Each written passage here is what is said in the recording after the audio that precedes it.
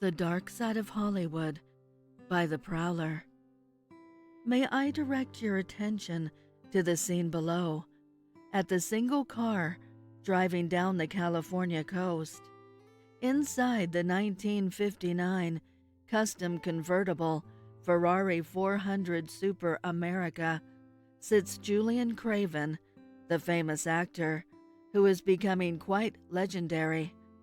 He won the Oscar in 1957 for Best Lead Actor and is the favorite to win it again this year.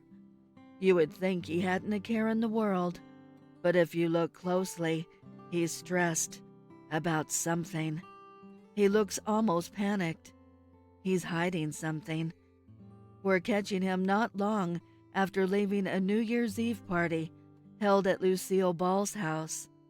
While yes, the party was grand, and the who's who of Hollywood were in attendance, and even though he had a great time, he left right as the ball dropped in Times Square. As the clock struck midnight, ushering in the new year, he was out the door, quickly making his way to his car. Now we see him, a razor-eyed stare on the dark California coastal road. And while his demeanor looks cool, there's something wrong with this picture. He's alone, and he shouldn't be. You see, he arrived at the party with his fiancée, the starlet, Lacey Giroux. But now, she's nowhere to be seen. Where is she? Well, if you look closely, you'll see her blood staining the passenger side seat. While minuscule and hard to see, it's there. And even though you cannot see her, she is riding in the car. It's just that she's lying in the trunk.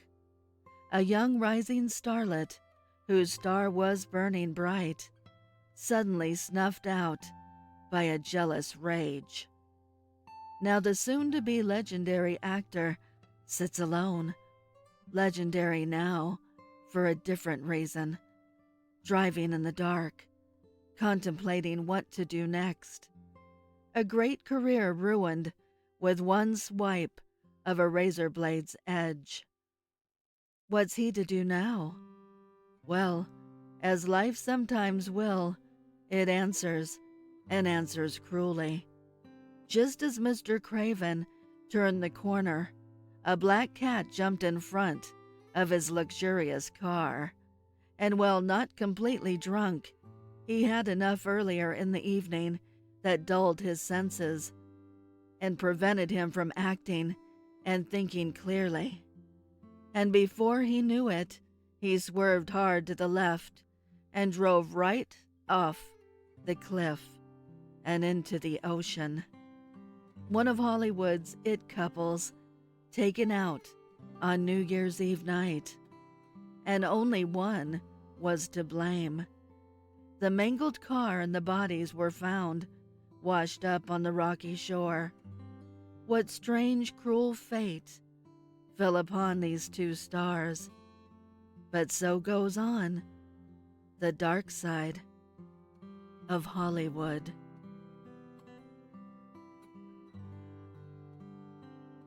New Year's Resolution by Dover Hawk.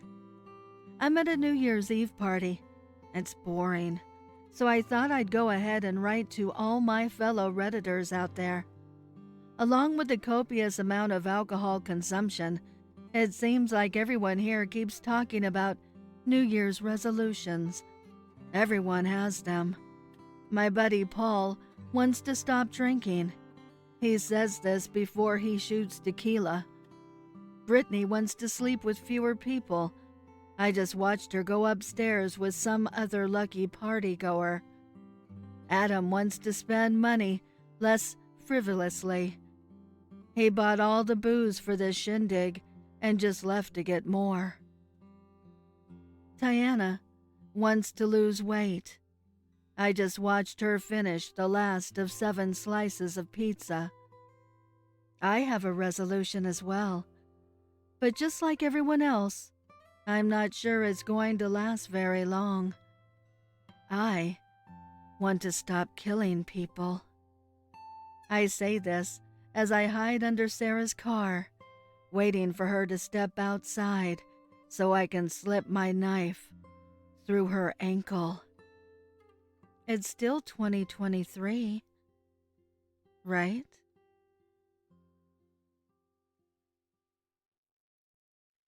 He Met Her on New Year's Eve by FusRoDoodles. It was at a New Year's Eve party 1 year ago today that he met her. Long blonde hair that shimmered in the lamp glow, eyes of glittering sky blue, and a trim little figure boxed up in a stylish black dress, adorned with a lovely silver bow. She smiled from ear to ear when his friend introduced them, and he was certain she was the most beautiful woman he'd ever met. They talked all night, and every conversation only served to convince him he'd finally found his soulmate, his true beloved. By time the ball dropped and they shared their first kiss, he knew it was over. His marriage, that was. The divorce papers were drawn quickly and left on the kitchen table one morning before work. He didn't choose to hand them in person. 15 years of marriage, 2 children, and a tired wife who'd clearly let herself go wasn't worth the effort. He'd pay his share in court, of course, but it hardly mattered when he could begin his new life with the woman of his dreams. In the month, he'd packed his things and moved into her tiny apartment. For the first time in so long, he insisted to his baffled friends and family he remembered what it was like to be in love. Seasons passed, and time drifted in splendor for him. He stopped answering the phone calls sometime later, shortly after a grand vacation for 2 to Paris he surely could not afford. He introduced her to the children, yet they were older and more wary, and did not trust this woman who stole their father away. Yet he insisted they would come around, though it seemed more as though he simply lost interest in trying. The ring he bought her was hardly a surprise. He'd shown nearly everybody he could, exempting his wife-to-be. Yet she expected it nonetheless, as everybody did. He often talked of how he couldn't wait to make her his bride, to begin the life he'd almost missed, to reclaim the time he'd wasted in unhappiness. He told everyone how he planned to propose on New Year's Eve, 1 year to the day, in the privacy of their tacky, tiny love nest. Everyone told me. As the countdown begins, my once beloved husband will stand there, ring in hand, and wait. He'll be waiting for a woman who will never show. Then he'll get a knock at his door, and he'll find her. A perfect little package, wrapped up like a present, with a lovely silver bow. This time, literally. Happy New Year by IntoTheCosmo. I count down the remaining seconds as I watch the big screen in Times Square begin its countdown. 59, 58, 57. I shout out the numbers with the rest of the crowd. 53, 52, 51. A rumbling in my pocket interrupts my enthusiasm. I draw my phone out of the pocket to find a text from my friend. You don't have much time left. Kill that blonde in front of you. I hesitate, confused. 37, 36, 35. Another text. Hurry! She has a bomb in that backpack she's wearing. I look over at the girl he seems to be talking about. She didn't look harmful. But then, how did my friend know about her? He was way back in Boston. 23, 22, 21. I reach over and grasp the sides of her head. Before she can react, I crack her neck quickly to the side. She falls to her knees before crumpling to the ground before me. The nearby crowd scatters as I put my hands on my head, hardly believing what I had just done. 11, 10, 9. Another rumble comes from my pocket. Still in shock, I whip out my phone to read my friend's message. Just kidding. Just kidding. Saw that hot chick next to you on live TV. Get her number. Happy New Year, bud. 3, 2, 1.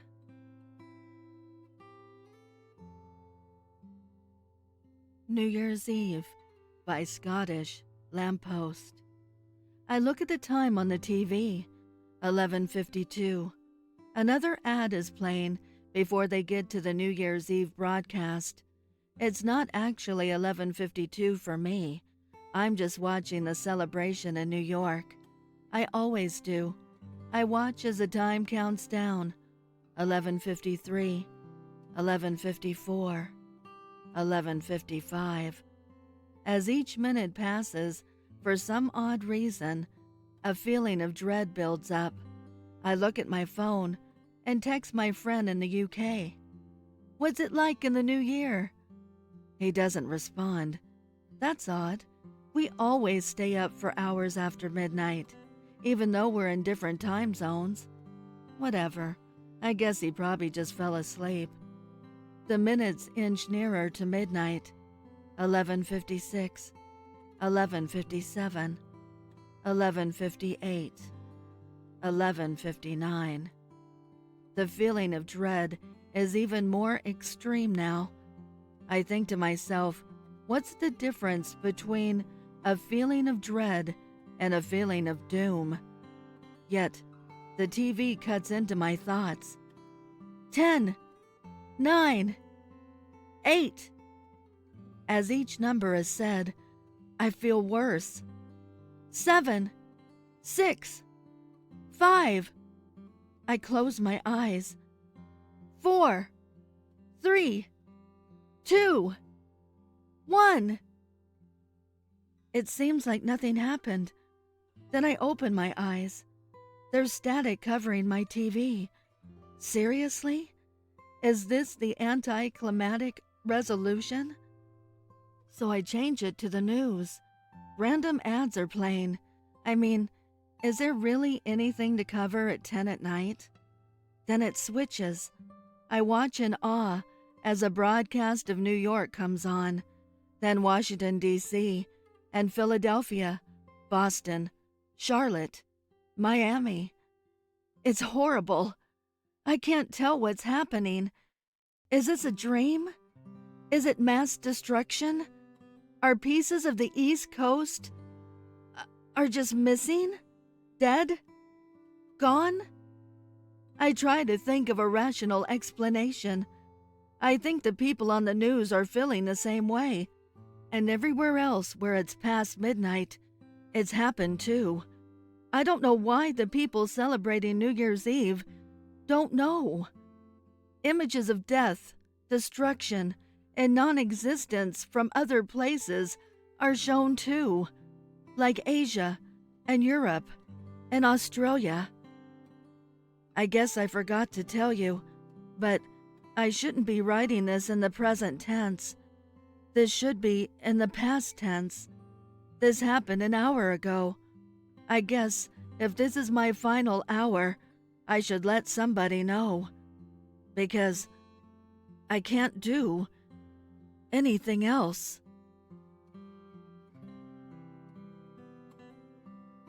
New Year, New Me by the-big-milky. I got my license renewed a week before the accident. The lady at the DMV scoffed at me when I said I didn't want to be an organ donor.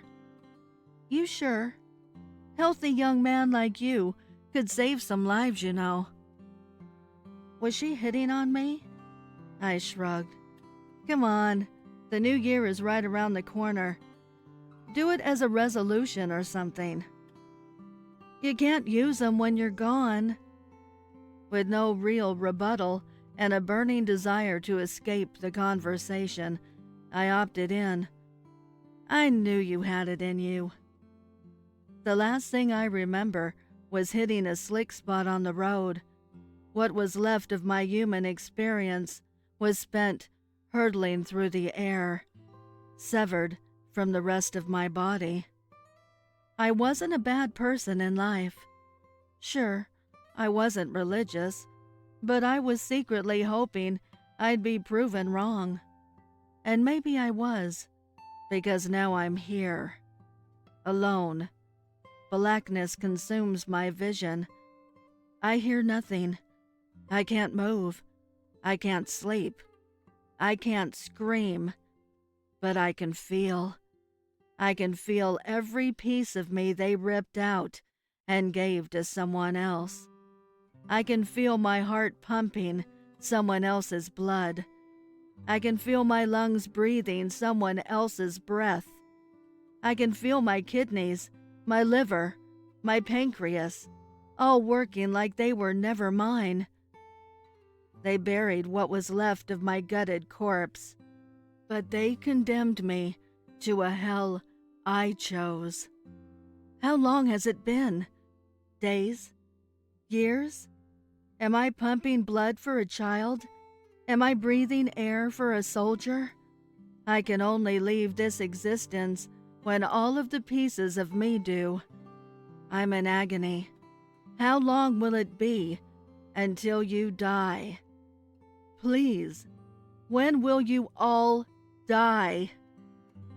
Until then, I wait for the void to consume me.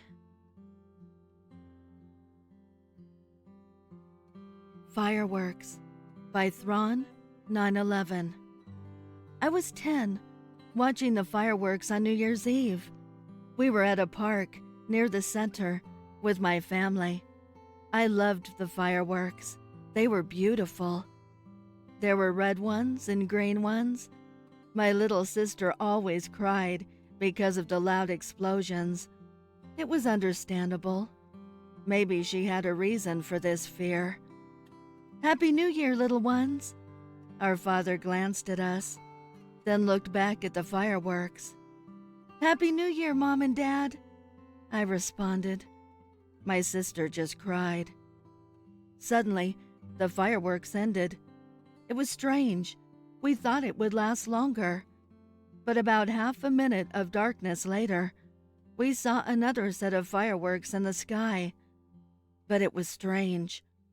None of them had any color. They were all white or gray as they exploded. Then the dust slowly fell towards the ground. No one knew what was happening as it reached the ground, burning everything. Fire broke out everywhere. People were burning alive. Everyone was screaming. I had no idea what was happening. I was confused and wanted to scream. Then I heard my father. This is thermite and white phosphorus. He screamed as the white dust reached him too, setting his clothes on fire. We're under attack.